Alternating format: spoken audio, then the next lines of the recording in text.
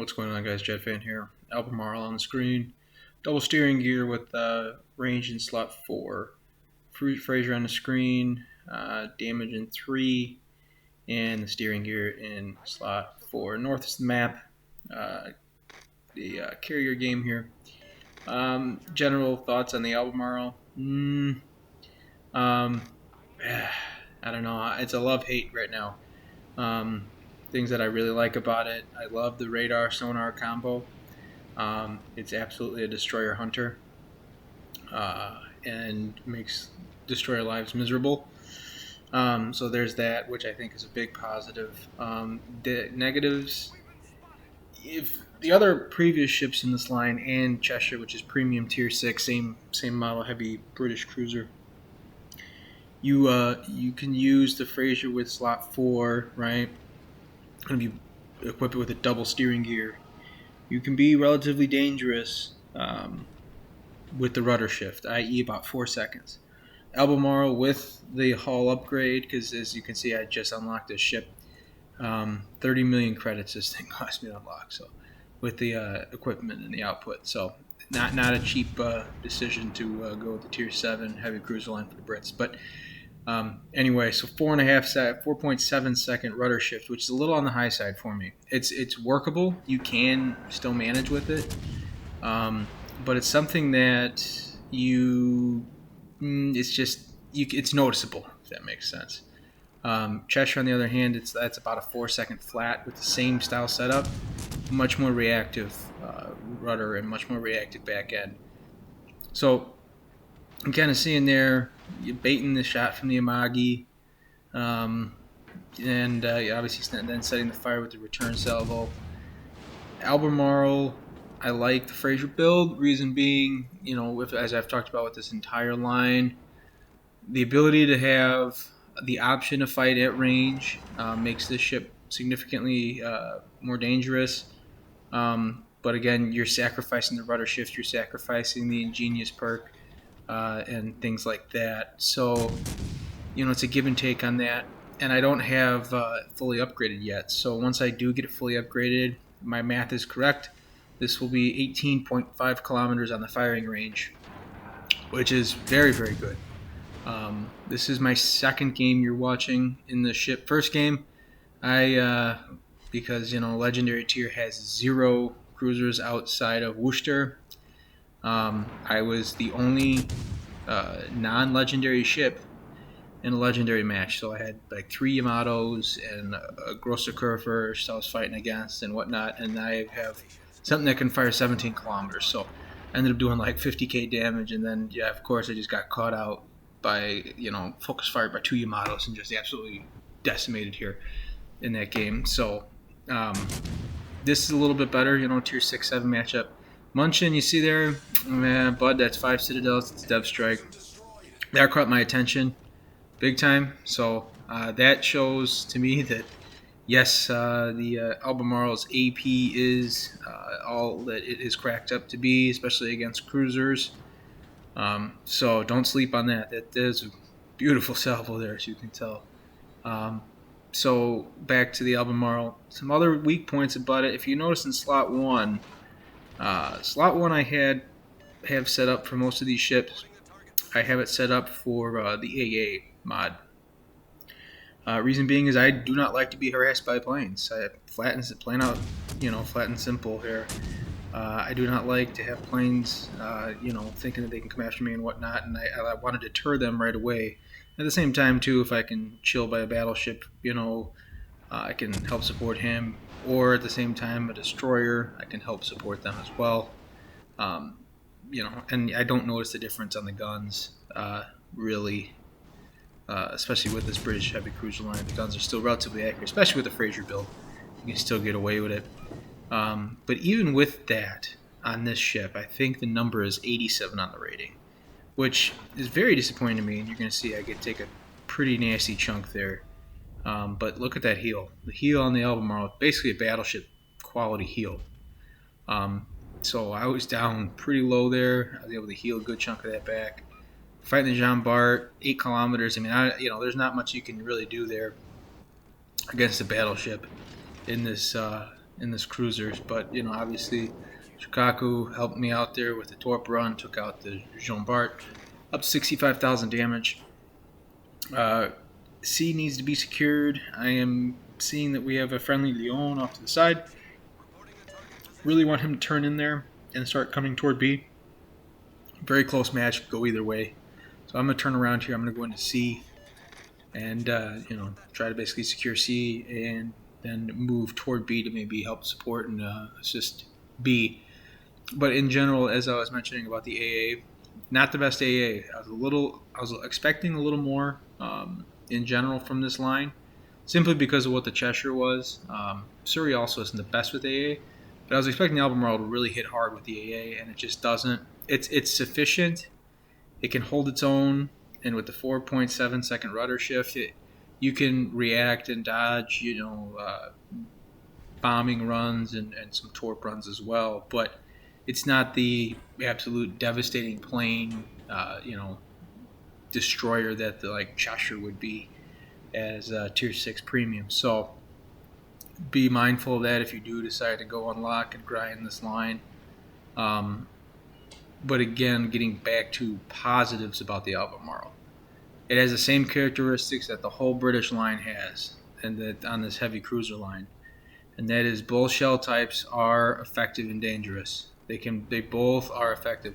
HE is a quality option in this. And AP in the right situation against cruisers can be devastating. So you have that option as well. And I do like the ability to choose shell types and both be effective. So there's that. And along with that, it has the most powerful combo in the game for a cruiser, and that is radar sonar combo. I don't think you're going to see it in this game. I did have a game earlier where I basically chased a destroyer into a trap, if you will, and I pinned him against the island. He had nowhere else to run, and he had to try to escape out one of the sides. I threw out the sonar, and he popped up on the map, outran that, threw the smoke up. I reloaded, I threw the radar up, finished him off, and that was, it just shows that the power of the sonar radar combo is incredible. So this thing might be one of the best destroyer hunters in the game with that combo and with torpedoes. You could say what you want about Wichita, whether she's overpowered or not.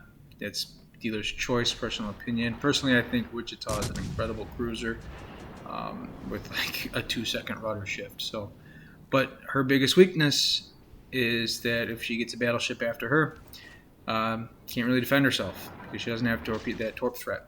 Albemarle has torp threat, and on top of that, also has single stack British shell characteristics.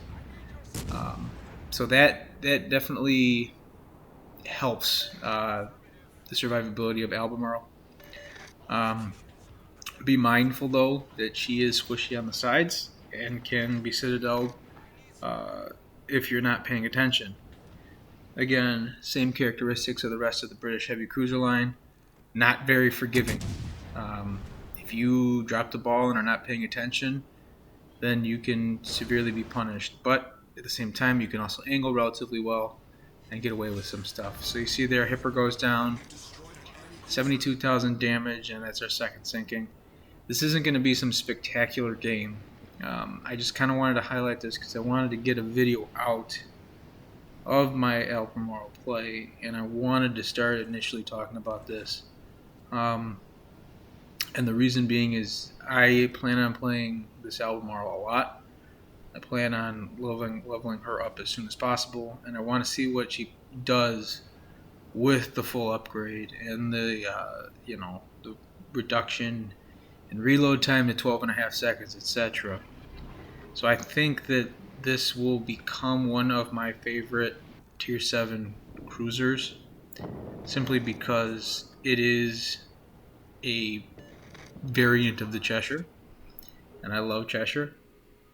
So I see myself liking this ship. It's going to be a little bit of a learning curve, though, and you also have to anticipate. So as you see here, let's just get back into this game real quick. Enough talking about the general backdrop of Albemarle. You're going to see I got a Suzuya off to my right, okay? And you're also going to notice that I saw torpedoes going after the Leon off to my left. So I know two things are happening here. There's a destroyer, which just pops up, and I have Suzuya off to my right. So I got a fire start off to my right, torp threat off to my left. And I'm trying at the same time to stay close enough because I want to use what little AA suite I have to protect the Leon and keep him alive. I'm thinking and hoping that he has will to rebuild. So that combo there, we're trying to do what we can to help out. So nothing spectacular here, but just kind of shows that when you throw that radar up, you know, you can be dangerous, and you can really catch a lot of destroyers off guard. Because a lot of them aren't anticipating people to have that radar option on there, and a lot of them just in general forget that these ships, especially Albemarle, etc., are radar equipped, because you really don't see, at least I don't see too many Albemarles out in the wild. Seems like it's just not a really popular option. I don't think the British heavy cruise line in general is very popular. You see here, the Reds CV carrier is lining up a run at me. And I mean, my guns are going. I get what? One shot down there, throw the hooks on, turn into the torpedoes. I'm going to take one. And that's 5,000 damage. Anybody who says that the carriers are underpowered, I vehemently disagree with you. If I can't do damage to you, and you can do 5,000 apiece per torpedo against a cruiser, I mean, that's 15,000. That's 3 torp runs on me, and I'm gone, basically pre-heal. So I think that the way that the interaction between cruisers and general surface ships and aircraft carriers interacts needs to be adjusted. And with the new boost coming in the next update, that we'll see how that plays out. But you're going to see my Leon is about to go down here, because again, he has no way really of selecting which aircraft he wants to shoot at, how he wants to engage him. So there he goes. I mean, goes down with a torp strike. So now here we are. I have my carrier and myself against a carrier, a cruiser, and a destroyer. So, and we're losing, but we have the cap advantage. So this game is down to the wire, 86,000 damage. It's my strategy here is I'm just going to push this smoke screen, and I'm going to try to dodge and weave the incoming aerial assault and try to basically keep as much health as I can. And I'm going to try to go after this destroyer, get rid of this destroyer, and really secure the point lead. And then there you go, another bombing run, a fire, disabling other my torpedo tubes.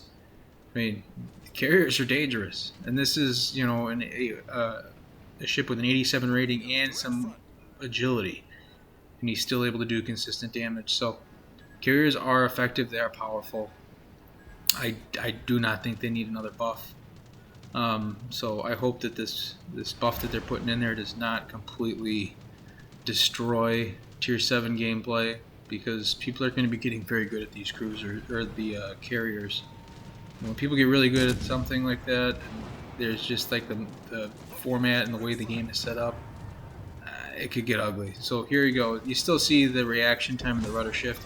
It's functional, as you can see. Like, clearly I had baited that guy's torpedoes, and then with the rudder shift, even at 4.7, you can see it's still serviceable, but it was a lot closer than I'd like it to be. So that basically guarantees us the win, puts us in good shape. And once I pushed that with the radar and the sonar on that Akazuki, he didn't know where to go. That destroyer kind of was again caught off guard, and that's the power of the Albemarle and what she is very effective at. So you're going to see here again another torp run. I'm thinking to myself, all right, numbers say we should be fine, but I really still don't want to test it because they're about to cap another base and whatnot. So you see there, I'm able to thread the needle and the time expires. So I don't know if we would have taken one or not, but there's a quick initial look at the Albemarle. We'll have more coming out on her in the future.